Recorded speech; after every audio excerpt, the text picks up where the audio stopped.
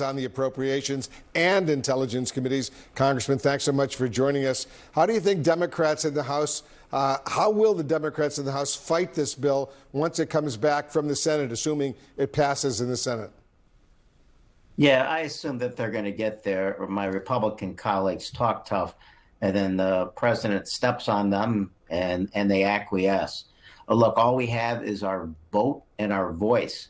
So, our goal is to make it as difficult as possible for the Republicans to pass them, reminding their constituents what it means to rural hospitals when the Medicaid cuts as they're coming, what it's going to mean long term with the debt and the deficit. If we can ever get to the point where we recognize cutting taxes will not help us address the debt and deficit, it goes the opposite direction. But there's many other examples along those lines. We'll do the best we can, and I think, of course, we'll be united in opposition.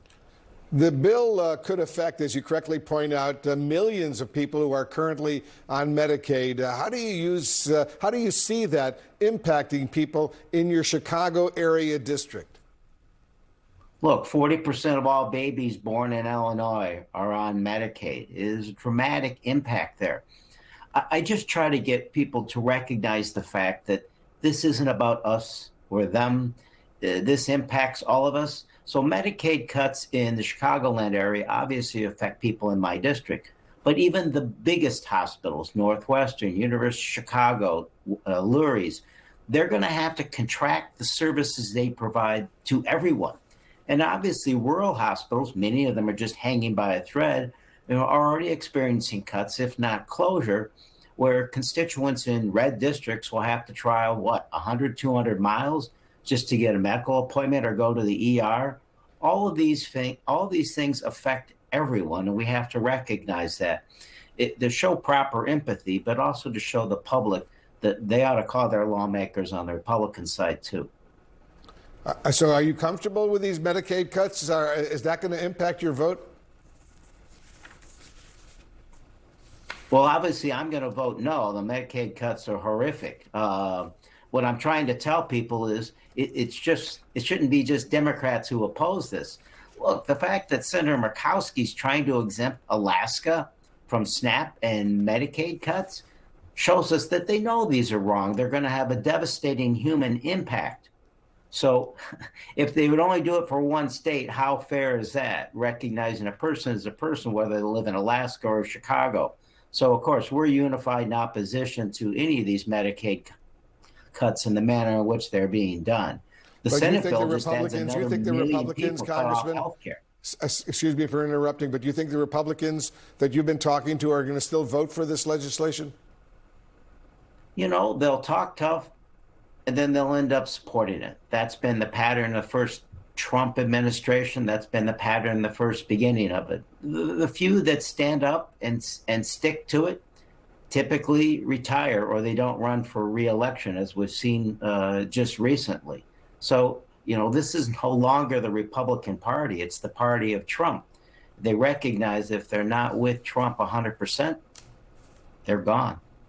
In a new tweet posted just a little while ago, Elon Musk threatened to create a new political party, saying that we live in a one-party country, criticizing lawmakers for not reducing government spending. Does Musk have a point here?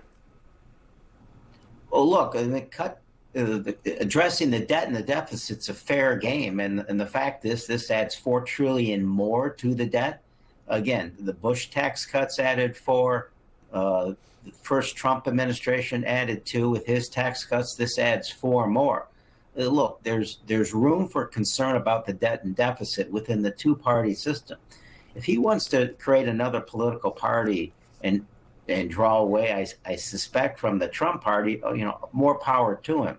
But the fact of the matter is, this bill and the administration he supported wholeheartedly is moving us in the wrong direction. You've said, Congressman, this is Pamela Brown chiming in here, that the House version of the bill, that it was rushed through without meaningful debate or transparency. Would delaying the deadline, as Trump is now suggesting he's open to, allow for more meaningful debate to occur? Or do you think Democrats will just remain unified in its opposition no matter what? The fact of the matter is they never came to us with considerations. This didn't begin. When I got sworn in a special election, a Republican, Mark Kirk, came up to me on the floor and said, any good, meaningful legislation happens in the middle. This isn't in the middle. This is to the far right extreme. And it's why the moderates on the Republican side and even some of the ones farther to the right oppose it. They're just afraid to vote no because of what it will mean to them at election time. Congressman, do you see Democrats making this bill part of the campaign during the midterm elections that are upcoming? Well, it's only one half of it. Obviously, the polling on this bill is horrible for Republicans. It's got pretty universal opposition to it, and that's something you can use. Consumer confidence in the economy is another one. But the bigger part of this, the other half of it, is what we propose in the alternative. What is the alternative? We have to address the issues. And I suspect the first issue that we'll have to address, just like Trump did and everybody else will, is how much things cost, the cost of living. The fact is, President Trump said that's what he was going to do. Unfortunately, the costs have gone in the other directions. And with the tariff program that's being put in place, and frankly, this bill, costs will continue to go up for everyone. So we have to propose plans that detail exactly what we're going to do to reduce costs, how we're going to move sectors of the economy forward. I would say particularly housing. Democratic Congressman Mike Quigley of Illinois, thanks very much for joining us. Thank you. Thank you. And still ahead, right here in the Situation Room, the man about to stand trial in a murder case that